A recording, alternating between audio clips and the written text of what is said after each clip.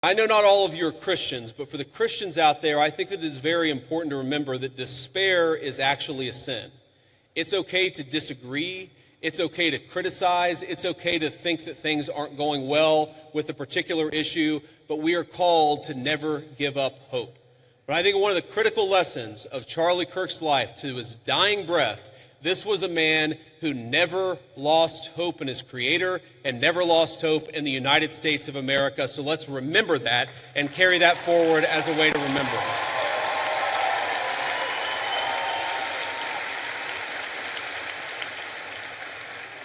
And the second thing that I want to say is, in line with despair being a sin, look, I imagine that I can tell most of you apparently agree with a lot of what I said. I'm sure that a lot of you disagree with some of the things that I've said. That's okay.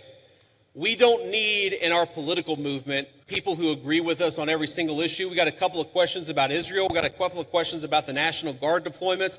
We don't need somebody who agrees with us on every single question or every single issue. What we need is people of good faith who love the United States of America and are willing to work hard to save it. So when you look at all the accomplishments, you look at the accomplishments of the last 9 months. We inherited the worst border crisis in the history of the United States of America. We shut down the border, and net immigration is 2.5 million lower today than it was in 9 months. That means the total number of people that have been sent out of this country is 2.5 million. We have 2.5 million fewer illegal immigrants than we had. That's a great accomplishment. We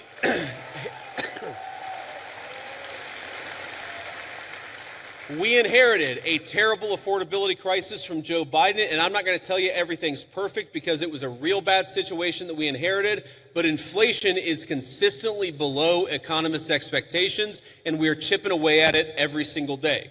We inherited an economy where we had the largest trade deficit in the history of the United States of America. In 9 months, Donald Trump's tariff policies have cut the American trade deficit by over half. That means we're making more of our own stuff, and we're actually employing American workers to do it. And all that is to say that very often, Charlie Kirk would call me and he would say, not attaboy, but he would say, do more, do more, do more. And I listened to Charlie because he was a dear friend and because I knew that he loved this country. My point is, the best way in your life to honor Charlie Kirk's legacy, it's not to despair, but to hope in the future of this country. If you disagree with something, then get involved in the movement to save this country. If you think that we could be doing more, then pick up the phone and get involved in the effort to change our minds and change the future of the United States of America in the process. My friends, the rebels of Ole Miss, despair is a sin. Do not give in to despair. Let's keep fighting to save the United States of America. Thank you, and God bless you.